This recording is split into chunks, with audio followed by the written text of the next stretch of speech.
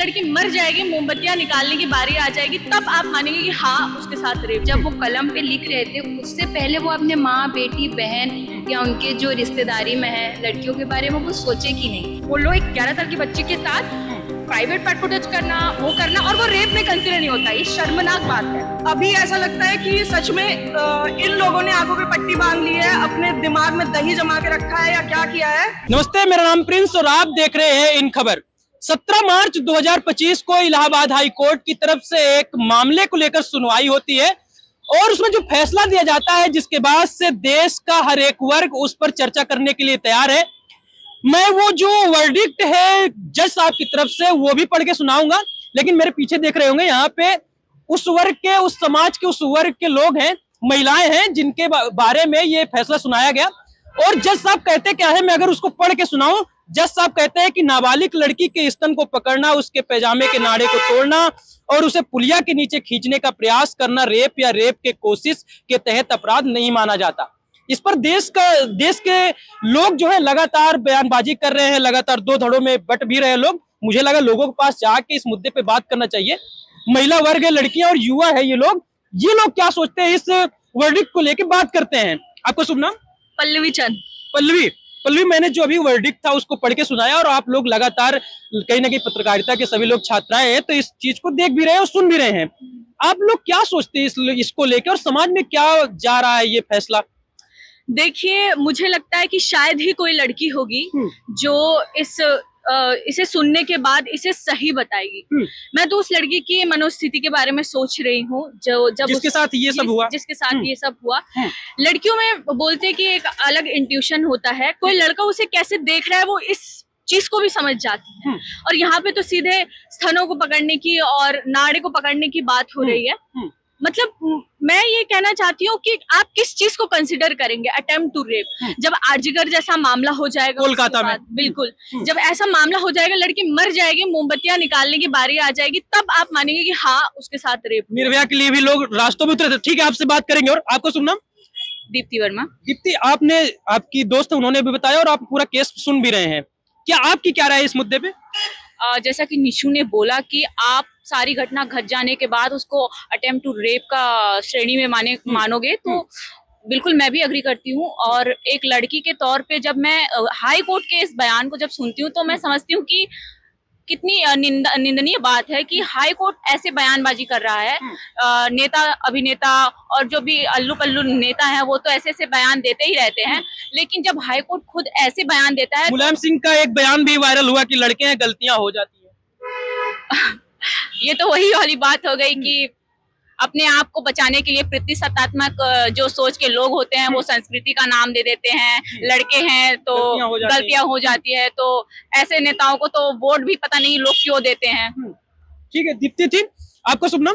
पायल दास। ये सारी बातें आप सुन रही हैं, इसी से जुड़ा हुआ है। अभी होली से कुछ दिन पहले एनसीपी शरद पवार की एक पार्टी है महाराष्ट्र में, और वहां की उनकी एक महिला नेता है, उन्होंने कहा कि जो लड़कियां होती हैं, महिला वर्ग की जो लोग होते हैं, उनको एक खून माफ कर देना चाहिए, क्योंकि इतने अपराध देश में बढ़ रहे हैं। और लगातार आपने ये केस भी सुना किस प्रकार से जज साहब अपना बयान जो देते हैं, एक सुनवाई करते हैं, उस पर अपना फैसला सुनाते हैं कि इसको इस श्रेणी में नहीं रखा जाएगा।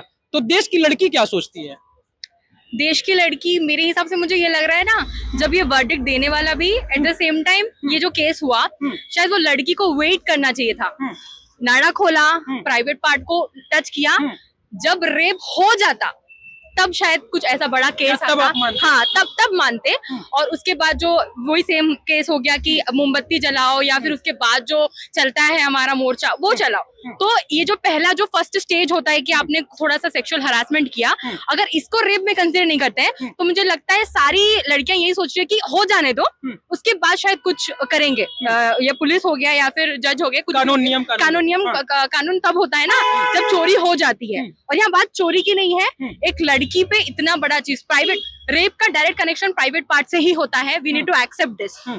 एक बंदे ने 11 साल की बच्ची, मतलब आप समझ सकते हैं तब हम क्या सोचे, हमारे साथ भी हो सकता है, बच्ची को नहीं छोड़ा। तो बस यही कि नाड़ा खोला, प्राइवेट पार्ट पे हाथ लगाया, फिर जाते रेप करते, उस टाइम का वेट करना चाहिए था। तो यही है कि किसी बहुत को ही गलत तरीके से देखना वो भी तो एक प्रकार से गलत ही माना जाता है। और आप यहाँ पे किसी बेटी जो है 11 साल की उसके स्तनों को आप स्पर्श कर रहे हैं, वो तो गलत है फिर। एग्जैक्टली आप देखना भी जो स्टॉकिंग होता है या फिर छेड़छाड़ भी जो होता है ना उसको भी बहुत ही, ये सारी लड़कियों का मतलब देश में ऐसा होता है, बहुत कम ही लड़की होगी जिसके पास ऐसा नहीं हुआ होगा, भले रिलेटिव्स हो गए कुछ भी हो गए, बच्चियों के साथ छोटे छोटे मेरे बहुत ही, हम लोग जब लड़कियां बैठकर डिस्कस करती हैं छोटी छोटी बातें बहुत है, नॉर्मल छेड़ना बहुत नॉर्मल है, अभी मैं जाऊंगी कोई कुछ बोल देगा, ऐसे ऐसे छोटे छोटे केसेस को भी ना इतना मतलब छोड़ दिया जाता है। और ये फिर भी एक स्टेज 2 या स्टेज 3 तक बोलो एक 11 साल की बच्ची के साथ प्राइवेट पार्ट को टच करना वो करना, और वो रेप में कंसिडर नहीं होता, ये शर्मनाक बात है। शर्मनाक बात है। और कल एक खबर आई गाजियाबाद से, जहां पर एक 6-7 साल की बेटी थी, एक बाप ने उसके साथ रेप किया, फिर उसकी हत्या भी कर दी, जिसके बाद उसकी गिरफ्तारी हुई। खैर, आपका शुभ नाम? विजयश्री बिलोरे। विजयश्री। विजयश्री, एक बात बताइए, लगातार बातों को सुन रहे हैं और हम लोग केस भी पढ़ रहे हैं, कई बार ये भी कहा जाता है कि लड़कियां गलत तरीके से आरोप लगा देती हैं, जिसके बाद से लड़कों को या युवाओं को उनको जेल के चक्कर काटने पड़ते हैं। इस बात से आप कितना सहमत हैं? ये सहमति वाली बात ही नहीं है। अगर कोई लड़की किसी चीज से कुछ गुजर रही है, छेड़खानी से गुजर रही है, या उसके साथ रेप हुआ है या कुछ भी ऐसी अननेचुरल चीज हुई है, तो ऑब्वियसली वो क्लेम करेगी, उसको बोलना ही पड़ेगा। अब अपने आप को बचाने के लिए सामने वाला कुछ भी बोल सकता है। रेप की शुरुआत होती ही कैसे है? ऐसे ही तो होती है। लाइक जो भी कमेंट अभी पास किया गया, that is wrong, totally wrong. We can't say कि आप स्तन पकड़ रहे हैं, नाड़ा वो कर रहे हैं तो ये रेप नहीं है। शुरुआत ऐसे ही तो होगी। आगे जाते जाते जाते जाते बात कहाँ तक पहुंच जाएगी, तब पुलिस आएगी, फिर कंप्लेन होगी, फिर बात जज तक जाएगी। बहुत स्लो प्रोसेस है, तब तक वो लड़की की जो मनोस्थिति है वो अंदर से अंदर मर जाएगी, कुछ नहीं बचेगा उसके अंदर। एक लचीला कानून है, जिसके बाद से कहते हैं कि लचीले कानून से कहीं ना कहीं मनोस्थिति जो होती है उस लड़की की जिसके साथ ही गलत होता है, उसकी मनोस्थिति खत्म हो जाएगी। आपका शुभ नाम? पारुल भारद्वाज। पारुल, आपने ये सारा कुछ सुना, अभी जो हम लोग बातें कर रहे हैं, आपको क्या लगता है, क्या जज साहब ने जो निर्णय दिया कितना सही कितना गलत, क्या इसके लिए और अलग से कानून आने चाहिए? देखिए, मुझे ऐसा लगता है कोर्ट ने जजमेंट दिया है, ये ऐसा एक्सपेक्ट नहीं किया सकता, क्योंकि इस टाइम पे जब इतने केसेस आ रहे हैं रेप के, एक तरीके से इन चीजों को नॉर्मलाइज करना हुआ, और इससे ऐसी घटनाएं और बढ़ सकती हैं। तो इससे मतलब कोर्ट को इस पे और ज्यादा सोचना चाहिए था और फिर ये स्टेटमेंट पास करना चाहिए। मतलब कहीं ना कहीं न्यायालय को उच्चतम माना जाता है पूरे देश में, सरकारों से भी, तो कहीं ना कहीं कानून को इसको ध्यान देना चाहिए, कोर्ट को ध्यान देना चाहिए। आपका शुभ नाम? निहारिका पटेल। निहारिका, पूरा केस सुन रहे हैं हम लोग, सारा कुछ सुन रहे हैं, तो क्या ये जो जज साहब ने सुनाया फैसला ये सही है या फिर कुछ और अलग से कानून बनने चाहिए रेप और बलात्कार को लेके? मेरा ये बोलना है कि मेरे जो दोस्त लोग बोले वो मैं उनके साथ पूरा एग्री करती हूँ, और मेरा ये बोलना है कि जो जज साहब ने बोला है वो टोटली गलत है। और एक चीज मैं एक सिंगल ही लाइन पे बोलना चाहूंगी, जब वो कलम पे लिख रहे थे उससे पहले वो अपने माँ, बेटी, बहन या उनके जो रिश्तेदारी में है लड़कियों के बारे में वो सोचे कि नहीं।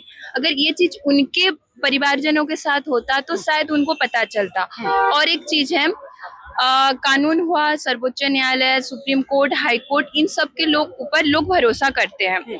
अगर वहां से ऐसा रूल्स आएगा, ऐसा कानून बन के आएगा तो लोग किसके पास जाएंगे? और हमारे भारत में मतलब नारी को इतना सम्मान के साथ रखा जा रहा है, और वहां पे अगर ये कानून बन रहा है तो कॉमन पीपल जो है वो किसके ऊपर भरोसा करेंगे? बिल्कुल। आपका शुभ नाम? शालिनी। क्या कहेंगे ये पूरे वर्डिक्ट पे जो जज साहब ने सुनाया? मुझे तो तरस आता है जज साहब पे। मुझे लगता है कि उन्हें कानून की पढ़ाई थोड़ी और अच्छे से पढ़नी चाहिए थी। अभी भी शायद उनको पढ़ना चाहिए, उनको जानना चाहिए कि कानून लिखना और कानून बनाना कितना महत्वपूर्ण होता है इस एक देश को चलाने के लिए।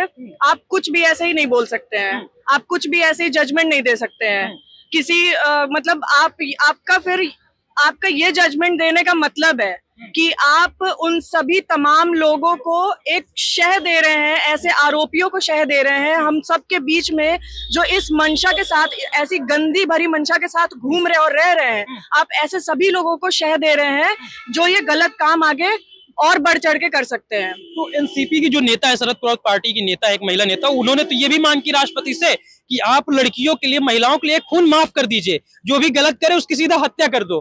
क्या ये सही है? क्या सही नहीं है? मुझे लगता है कि जो कानून बने हैं अगर वही सही से फॉलो किया जाए तो बहुत कुछ किया जा सकता है। लेकिन अभी ऐसा लगता है कि सच में इन लोगों ने आंखों पे पट्टी बांध ली है, अपने दिमाग में दही जमा के रखा है या क्या किया है, ये उस चीज को फॉलो अप नहीं कर पा रहे हैं, जो कानून बने हुए हैं उसको फॉलो अप नहीं कर पा रहे हैं। और सजा देने का तो बहुत दूर की बात है कि सजा कैसे सजा तक पहुंचाया जाए। आप बीच में ही ऐसे ऐसे बयान दे रहे हैं, ऐसे जजमेंट दे रहे हैं कि लोग सोचना समझना भूल जा रहे हैं कि इसके बाद क्या किया जाए। ठीक है, आपका शुभ नाम? वंशिता। वंशिका? वंशिता। वंशिता, वंशिता ये बताइए, जिस प्रकार से जज साहब ने अपना फैसला सुनाया उसके बाद ये कहा जा रहा है कि जो अपराध की श्रेणी है, रेप और बलात्कार की जो कार्यक्रम चल रहे हैं उसमें कहीं ना कहीं लोगों को बढ़ावा मिलेगा। जिस प्रकार से आप वर्डिक्ट दे रहे हैं उससे तो कहीं ना कहीं लोगों के अंदर जो भय है वो तो खत्म हो जाएगा। सहमत इस बात से? उन्होंने जो भी फैसला किया है वो बहुत ही गलत है, जैसा कि मेरे सारे दोस्तों ने यहाँ पर बताया, ये बिल्कुल भी गलत है। ऐसा नहीं होना चाहिए था। रेप तो रेप ही होता है ना, और रेप जो होता है वो प्राइवेट पार्ट से ही स्टार्ट होता है। उन्होंने ये जो उनका फैसला था बिल्कुल भी गलत था। जैसे आप बाकी की कंट्रीज में देखते हैं, इंडिया के बाहर अगर आप देखें तो वहाँ पे इतने केसेस नहीं होते, क्योंकि वहाँ पे रूल्स और लॉज बहुत ही अच्छे हैं, कानून वहाँ पे बहुत सोच समझ के फैसला किया जाता है, जो कि इंडिया में नहीं होता बिल्कुल भी। मैंने देखा है बहुत से केसेस, कितने रेप केसेस होते हैं दिल्ली में, कितने सारे होते हैं, लेकिन कुछ भी नहीं निर्भया जैसा होता। केस भी एक हुआ था। निर्भया जैसा केस हुआ था, उन्होंने क्या किया? कुछ भी नहीं किया। वो सुनवाई भी नहीं करते अच्छे से, इसलिए तो केसेस इतने बढ़ते जा रहे हैं। अगर जिस दिन रूल और रेगुलेशन स्ट्रांग हो जाएंगे उस दिन से ये चीजें जो हो रही हैं, रेप हो रहा है, लड़कियां डरना बंद कर देंगी, लड़कियां अपने घर से निकलेंगी, उनको सेफ महसूस होगा।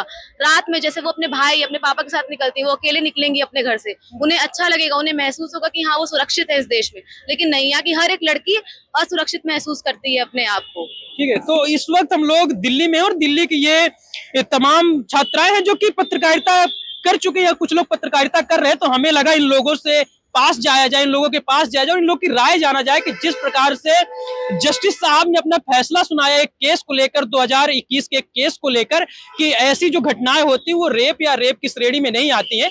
बाकी आपको निर्णय करना है, क्योंकि कोर्ट को हमेशा उच्चतम न्यायालय माना जाता है, उच्चतम सबसे माना जाता है, सर्वोपरि माना जाता है। बाकी निर्णय आपका क्या है, हमें कमेंट बॉक्स पर जरूर बताएं। धन्यवाद।